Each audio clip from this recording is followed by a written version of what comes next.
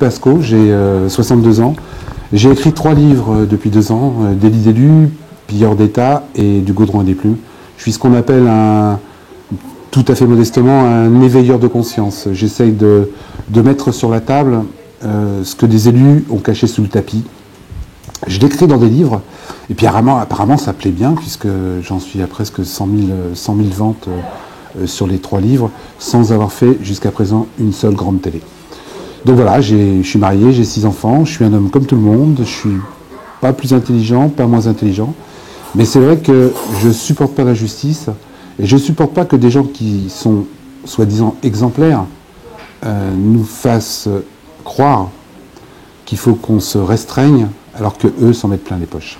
Bonjour pour le club desoptimistes.fr, nous sommes en compagnie de Philippe. Bonjour Philippe. Bonjour. Merci donc d'accepter cette invitation déjà à Besançon, puisqu'il y a une conférence, et à cette interview donc pour le club des optimistes. On peut dire que vous êtes un homme orchestre. Oui. Vous faites plein de choses, chevalier des arts et des lettres, oui, vous avez été élu polyvalent. Oui. De la mairie d'Evry, d'Emmanuel Valls. Alors, je m'aimerais bien qu'on revienne un petit peu en arrière. J'ai découvert sur Internet que dans les années 80, vous avez fondé le premier mensuel français consacré au chat, oui.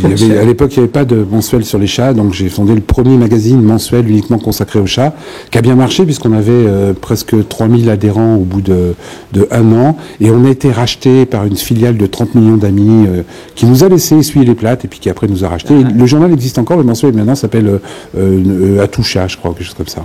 À quel moment, je sais que vous avez un fils aussi qui passe à la télé, qui est très jeune. J'ai un fils qui s'appelle c'est Panayotis Pasco, qui vient d'avoir 18 ans, et son bac mention bien, que vous pouvez retrouver sur TMC et TF1, qui suit les traces de son père d'ailleurs. Mais j'ai plusieurs enfants qui font ça. J'ai un autre qui fait du théâtre, j'en ai un qui a monté une société qui s'appelle agricodomie.com, qui est maintenant quasiment millionnaire, puisqu'en 1 an il a embauché 40 personnes. J'ai un autre fils qui est avocat. Bref, j'ai 6 enfants. Mais je ne suis pas catholique intégriste ni musulman. Alors, cette jeunesse, à quel moment vous avez découvert cette envie de faire du théâtre, on va en parler également, des caméras cachées, et puis ensuite la politique? Mais j'ai toujours été un trublion, j'ai toujours été un électron libre, et j'ai toujours aimé donner aux autres, et il n'y a rien de mieux que de monter sur scène pour donner aux autres. C'est-à-dire que vous vous éclatez, vous donnez un maximum de choses pour que les gens reçoivent du plaisir. Moi, j'adore donner du plaisir aux gens, donner du bonheur. Parce qu'on n'a qu'une seule vie et qu'elle est courte, et que si on passe sa vie à larmoyer, à pleurer, etc., c'est pas bon. Donc donnons du bonheur, ayons du bonheur. Et donner du bonheur, ça veut dire aussi dire des vérités. Vous avez réalisé quelques records. Oui. Est-ce que vous pouvez nous en parler? Oui, j'ai quelques records du monde à mon actif, et j'ai le record du monde de la traversée d'un tunnel de feu à pied, mais de 50 mètres, mais celui dont je suis le plus fier, c'est le record du monde de l'attache de trombone. Oui. 42 km de trombone attachés les uns aux autres en 1983, j'ai 43, j'ai l'air si vieux que ça. Ouais. Et voilà, on a fait ça parce que c'est un record qui n'a pas coûté d'argent. Tout le monde a rapporté des trombones de tout le département. Il y a une solidarité énorme, les gens se réunissaient le soir, et d'attacher des petites trombones, ça faisait des espèces de chaînes. Et cette chaîne-là, elle a fait vivre 500 personnes pendant 1 an. Voilà, donc, et puis ensuite, pilote d'avion également, lors de votre service militaire. Il a bien creusé ma vie. Oui, j'étais pilote d'avion monomoteur au Tchad. Dans les années 74, j'étais là-bas au moment de la guerre entre Hissène Habré et Tombalbaye. Voilà, donc j'étais là-bas au moment où il y avait Madame Françoise Claustre, pour ceux qui sont plus vieux, qui étaient là-bas. J'étais pilote d'avion, pilote de monomoteur, et j'accompagnais un mec qui s'appelait Jorniak entre le Djamena et le Tibesti. Toujours pour un but solidaire. Toujours, non, là j'étais à l'armée. À l'armée, voilà. Là j'étais à l'armée. Mais bon, plutôt que de balayer les rues et balayer machin, je préférais faire pilote d'avion. Alors, il y a également un orchestre qui a été monté, pas n'importe laquelle. Hein. Ah non, alors, je me suis occupé pendant 5 ans, de 2004 à 2009 environ, du seul orchestre symphonique totalement noir au monde, dans les poubelles de Kinshasa. Donc pendant 5 ans, j'ai fait des allers-retours 4, 5, 6 fois par an pour former l'orchestre, faire des stages de formation, leur trouver du matériel. Et cet orchestre-là, qui s'appelle l'OSK, tourne dans le monde entier. Il a même rencontré Angelina Jolie et Brad Pitt il n'y a pas longtemps. Il y a un film qui a été fait par des Allemands et maintenant ils vivent leur vie et ils mangent à leur faim, ce qui n'était pas le cas avant. C'est-à-dire que moi, j'ai vu des gens formidables là-bas qui faisaient 40 km à pied, avec rien dans le ventre, pour faire du violon. Et ce qui m'a le plus impressionné, c'est que, comme là-bas, il y a des coupures d'électricité énormes dans les poubelles de Kinshasa, il y avait un autre personnage qui faisait de la lumière au-dessus du pupitre pour que la personne puisse faire du violon. Et ça c'est fantastique. J'ai emmené des Blancs là-bas, c'était des grandes leçons de vie pour eux. Et également, il y a des groupes qui ont été formés, toujours à travers des organismes que vous avez formés. C'est un de mes boulots que j'ai fondé en 1989, un petit truc qui fait partie de la communauté du Grand Paris Sud, dont M. Valls redeviendra bientôt le président. Salut Manu, si tu m'écoutes. Et là, j'ai monté un truc qui s'appelle la Halle du Rock. Donc je prends des jeunes dans la rue, j'en fais des gagnants, puis après, s'ils veulent, ils deviennent des vedettes. Donc j'ai aidé des groupes comme les Silmaris, Mr. Gang, une dizaine de groupes qui maintenant sont très connus, sont passés par mes mains, sont passés par la Halle du Rock, et encore une fois, je n'ai jamais gagné d'argent sur eux. C'est-à-dire que je ne fais pas ça pour l'argent, je fais ça parce que c'était des gens bien. On revient à la politique. Oui. Donc vous avez fait 25 ans de politique. 25 ans de politique. C'est-à-dire que je pars du principe que c'est facile de critiquer à l'extérieur et qu'à un moment donné, il faut être dedans. Quand j'ai commencé à organiser des matchs de catch, je suis devenu catcheur. Donc je suis monté sur le ring et j'ai fait du catch, j'ai fait une quinzaine de combats avant que ça se termine un peu mal pour mon dos. Mais au moins, je savais de quoi je parlais quand j'organisais. Donc la politique, à un moment donné, j'en ai eu marre. J'étais directeur de maison de jeunes à l'époque. Et j'en ai eu marre qu'à chaque fois qu'un élu changeait, les subventions, j'ai été voir comment ça se passait. Et je me suis donc mis à faire de la politique moi aussi. Et donc dans la politique, il y a eu, j'imagine, des moments, des tentations où on vous a proposé des choses. Il y a eu énormément de tentations. Encore une fois, l'homme est faible, la femme est faible. Et c'est vrai que quand j'étais président de la formation professionnelle et de l'apprentissage sur l'Île-de-France, je gérais 800 millions d'euros par an. 800 millions d'euros par an. Les CFA, l'école de la deuxième chance, etc., etc. On m'a proposé un certain nombre de choses. Mais comme je dis toujours, on a le droit de proposer. Après, on a le droit de refuser. Moi, j'ai jamais accepté un pot de vin. Jamais. Parce que c'est pas mon trip. Parce que en plus, une fois que vous commencez à accepter, vous êtes tenu. Et que moi, il y a une chose que j'aime bien, c'est ma liberté. Et quand on commence à mettre les doigts dans la confiture, les autres vous tiennent.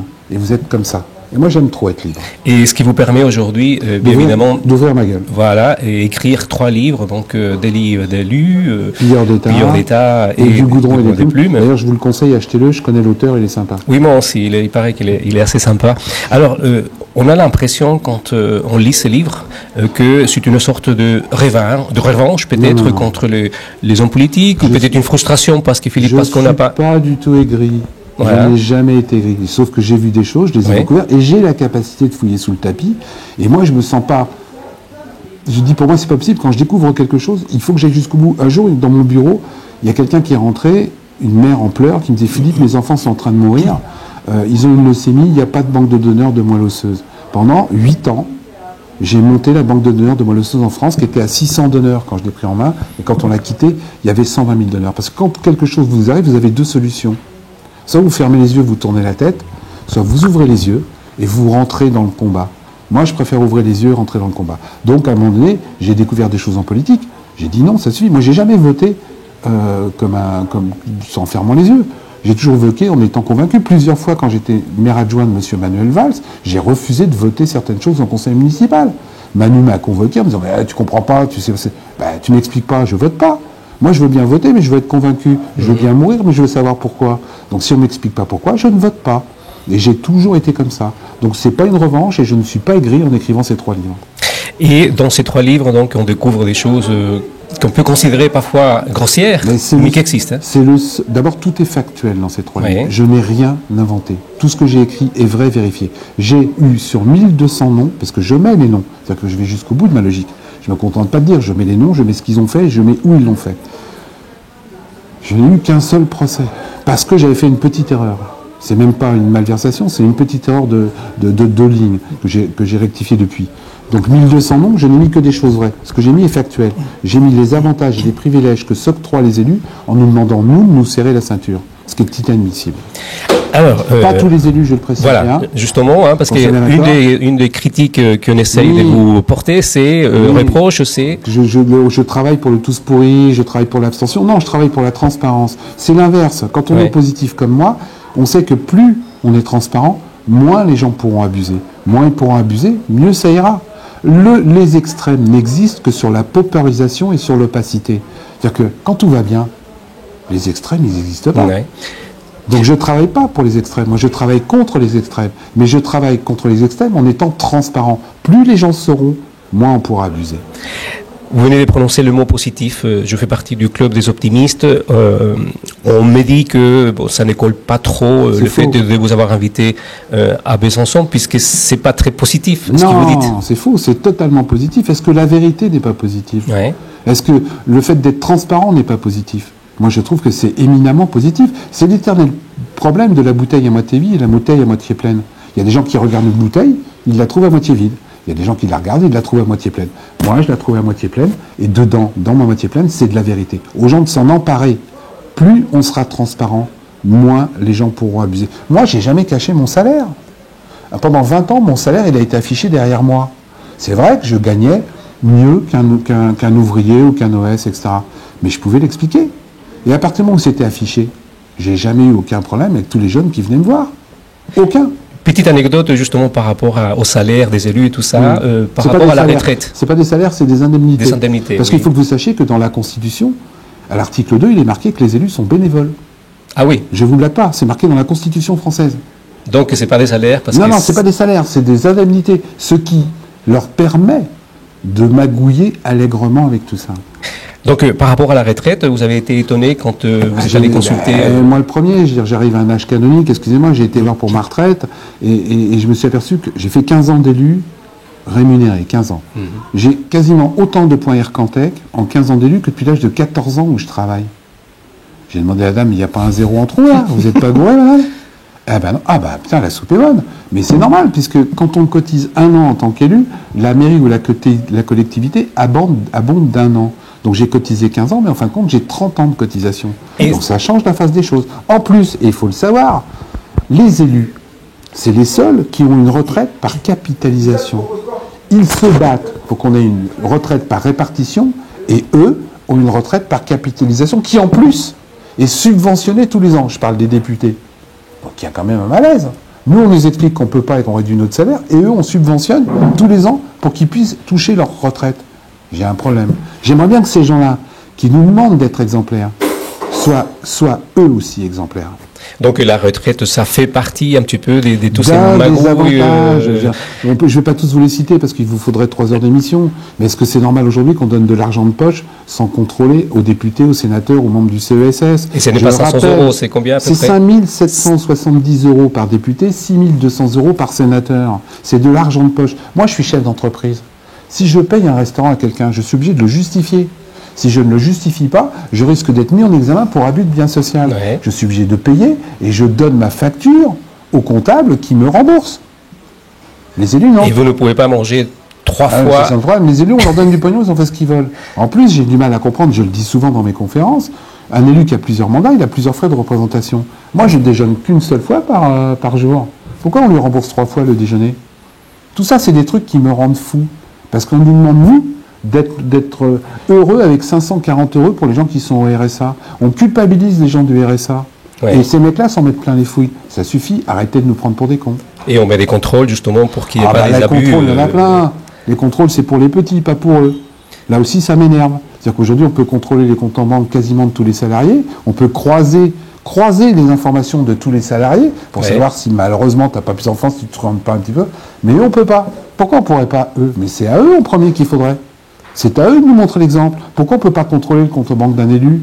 Pourquoi il y a des espèces d'immunité pour ces gens-là? Est-ce que moi j'ai une immunité? Pourquoi quand un élu il fait une fraude fiscale, il y a un bureau spécial dans chaque perception pour traiter la fraude fiscale de l'élu? Pourquoi il y a ce qui s'appelle le verrou de Bercy? Vous connaissez le verrou de Bercy? Je vais vous l'expliquer, c'est un truc de fou. C'est-à-dire que quand on découvre une fraude fiscale sur un élu de grande importance, pas le petit élu bien entendu, eh bien, avant de déclencher une enquête judiciaire, il faut l'autorisation du ministre.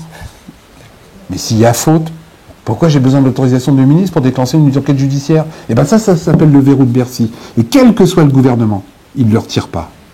Casier judiciaire. Casier judiciaire vierge, ça c'est une de mes grandes batailles. Il y a 396 métiers en France, 396 métiers que j'ai référencés, où il y a obligation de présenter un casier judiciaire vierge pour travailler. Pompiers, policiers, sage-femme. Sage-femme, mais il y en a un paquet de 396. Pour travailler dans une mairie, vous êtes obligé de présenter un casier judiciaire vierge. Si vous êtes condamné pendant que vous êtes fonctionnaire dans la mairie, selon la loi, vous pouvez être viré sans indemnité. Par contre, pour diriger la mairie, vous pouvez leur violer, détourner du pognon, vous n'avez pas besoin de casier judiciaire vierge.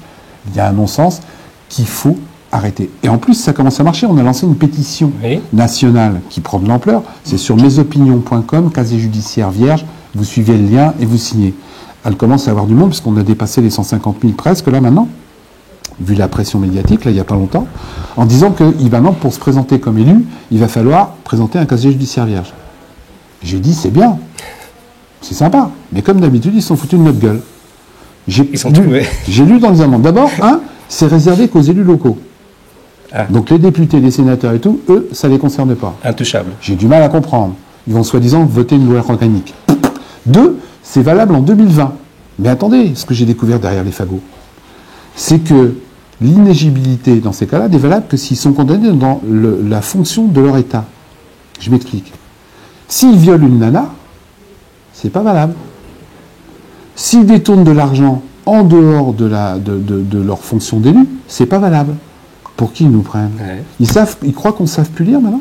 Ces gens-là croient qu'on ne sait plus lire ? Ces gens-là croient que le petit Pasco, il ne s'est pas fouillé dans les petits alinéas ? Ben si, et je le dis, le demi-amendement qu'ils ont posé, c'est de la daube, c'est de la merde. Parce qu'il n'arrête pas de fouiller. Et il y a un 4e livre qui s'est préparé. Oui, alors, on se demande, mais il y a 3 livres de 200-300 pages. Il y a encore un 4e. Oui, c'est le dernier, là, j'arrête. Donc, j'en sors un autre en janvier-février. Si mon éditeur ne croule pas sous les contrôles fiscaux et si on ne m'a pas assassiné d'ici là. Mais j'en sors un 4e où j'ai encore découvert des choses sous le tapis. Mais est-ce qu'elles sont plus graves que celles qu'on découvre Tout est grave pour moi. Oui. Mais là, j'ai découvert encore des trucs de fou. Je ne peux pas ne pas vous les dire. Après, les gens feront ce qu'ils veulent. Moi, je ne suis pas là pour donner les leçons de morale. Je pose sur la table dans mes livres aux gens de s'emparer de la citoyenneté. Aux gens de faire la différence entre le mauvais grain et le bon grain. Moi, j'ai découvert des choses, je l'écris. Ça ne va pas plaire parce que je mets encore des noms. Tant pis. Et ce titre, je vous le donne en scoop. Normalement, c'est presque tous vous faire foutre. Le presque est important. C'est une espèce de ras-le-bol C'est une ras-le-bol. À la fin de ce livre, vous avez un bulletin de vote à découper, marqué « Allez presque tous vous faire foutre ». Et moi, je conseille à plein de gens de le mettre dans l'urne au présidentiel. Parce que vous êtes pour que les gens aillent voter. Et moi, il y a une organisation de l'abstention aujourd'hui. Il y a 80% de gens qui ne vont pas voter à certaines élections. Je vous signale que les dernières élections qui sont passées, les gens ont été élus. Encore là, il y a une élection partielle législative. Il y a eu plus de 76% d'abstention. Il y avait 2 candidats. Ça veut dire quoi ? Ça veut dire que les gens qui ont été élus comme députés ont été élus avec 1,2 électeurs sur 10. 1,2 électeurs sur 10. Personne ne s'en rend compte, mais c'est plus démocratique. Ces gens sont légalement élus, mais ne sont plus représentatifs de la population. Il y a un moment donné, il va falloir qu'on arrête. Et comment on peut arrêter ? La seule façon d'arrêter aujourd'hui la gangrène de l'abstention, qui est une abstention organisée, qu'on soit bien d'accord, ça les arrange en fin de compte, les élus, qu'il n'y a pas beaucoup de gens qui aillent voter. C'est de créer ce que moi j'appelle le vote obligatoire. Parce que le vote obligatoire, ça a l'air de rien. Je vous l'explique, si vous avez 2 secondes. Vote obligatoire, vous supprimez l'abstention. D'accord ? Si vous supprimez l'abstention, on est obligé politiquement de donner un pouvoir politique au vote blanc. Si vous donnez un pouvoir politique au vote blanc, vous lui donnez un pourcentage, puisqu'il n'y a plus d'abstention. Ils sont obligés. Si vous donnez un pourcentage, on peut dégager la peste, le choléra, les chemises rouges, les chemises brunes au premier tour. Vous ajoutez à ça le casier judiciaire vierge, il n'y a pas de problème. Et qu'on ne me dise pas que c'est pas possible. Il y a 96 pays qui le font. Et qu'on ne me dise pas que c'est pas possible. En France, on le fait déjà. En France, on le fait déjà. Aujourd'hui, il y a le vote obligatoire en France. Bah oui, je vais vous voir derrière l'écran, vous faites des grands yeux. Oui, les sénateurs, ils sont élus par les grands électeurs. Les grands électeurs, c'est un vote obligatoire. Moi, j'ai été conseiller régional, j'ai eu l'obligation d'aller voter pour les sénateurs. Et en plus, j'ai été condamné à 150 € d'amende si j'y allais pas. La petite différence que je propose, c'est qu'on fasse l'inverse. Moi, j'en ai marre de la répression. Donc, si on fait vote obligatoire, au contraire, plutôt que de punir les gens, donnons un crédit d'impôt de 50 € aux gens qui iront voter. C'est beaucoup plus... Après, tu peux toujours ne pas aller voter. Tu n'auras pas tes 50 € de crédit d'impôt, plutôt que tes 150 € d'amende. Mais c'est un choix. On pourra encore ne pas aller voter. Dans Belgique, il y a 95% de votants, il y a 5% de gens qui ne vont pas encore voter. Mais avec le vote obligatoire, il y a un immense avantage. C'est qu'aujourd'hui, on est élu avec 50% de 10% de votants. Vous avez bien entendu ? Avec le vote obligatoire, on serait élu à 33% de 95% de votants. La représentativité, elle revient. Et je ne vois pas d'autre système logique que le vote obligatoire. Après tout, Quand vous allez faire du sport, dans une fédération sportive, on vous demande un certificat médical. Ça pose de problème à personne. Si tu ne veux pas bosser dans la fédération et donner ton certificat, bah tu vas faire ton petit sport, mais sans être dans la fédération. Donc, voter, c'est de la citoyenneté, c'est aussi le bonheur de tout le monde, c'est les routes, c'est les voiries. Pourquoi ça ne serait pas obligatoire? Moi, ça ne me pose aucun problème. Derrière tous ces dénonciations... Pardon, je parle vite et beaucoup. Derrière tous ces dénonciations... C'est pas des dénonciations. Ou des mises sur les tapis... voilà, non, dénonciation, moi je ne suis pas un collabo, j'envoie pas des lettres à Cognito. Non, je mets les noms, je mets mon nom et je fais des constats. Voilà. Et derrière tous ces constats, il y a, comme vous venez de le citer, des propositions. Vous proposez également des choses. C'est-à-dire, c'est pas que lancer de... c'est pas le lancer de billes et puis démerdez-vous avec lui. J'essaie de proposer des choses compliquées, mais pas des choses compliquées. Juste des choses de bon sens. Et un truc vachement simple. Moi, je suis pas contre que les élus aient ce qu'on appelle l'IRFM. Je dis simplement qu'ils doivent justifier leurs dépenses. Ce qui n'est pas le cas aujourd'hui. Je suis pas contre qu'un élu ait un avocat pour se défendre. Je dis simplement que si l'élu est condamné, il doit rembourser les frais d'avocat. Ce qui n'est pas le cas aujourd'hui. Voilà. Aujourd'hui, les gens sont cocus jusqu'au bout. Ouais. Je cite un dernier petit exemple qui arrive souvent, je le cite souvent. Il y a un type qui a été condamné et qui avait donné entre 13 et 20 millions d'euros. Il a été condamné, à 20 000 euros d'amende avec sursis. Déjà, j'ai un peu les boules. Mais là où ça devient fou, c'est que donc, il n'avait pas payé son avocat, puisque c'était l'avocat de la mairie, protection fonctionnelle de l'élu, qui a été payé. Donc il n'a pas payé son avocat, le mec. En plus, il n'a pas payé l'amende, puisque c'est ta protection, donc c'est l'amende est payée par la ville. Mais comme la ville, c'est pas partie versée civile, les 13 millions d'euros, ils ont été remboursés sur les impôts des habitants. Ça suffit à arrêter de nous prendre pour des cons. Dernière question. Allons-y. Est-ce que vous restez optimiste? Mais je suis désespérément optimiste, et ce que j'ai écrit dans mes livres ne sont pas des choses pessimistes. Encore une fois, il y a deux façons de voir les choses. La vérité, pour moi, elle est optimiste. La transparence, elle est optimiste. Elle n'est pas autre chose. Après, les gens font ce qu'ils veulent. Ils ont le droit de faire l'autruche et de mettre la tête dans le sol. Mais quand on fait l'autruche, je trouve qu'on n'avance pas beaucoup. Alors je pense que quand on regarde la vérité et la transparence en face, on peut avancer, et on peut avancer en souriant. Moi, je souris. Je dis encore une fois, tous les élus ne sont pas pourris. Mais il faut arrêter de cautionner cette grosse minorité de salopards qui font honte à la République.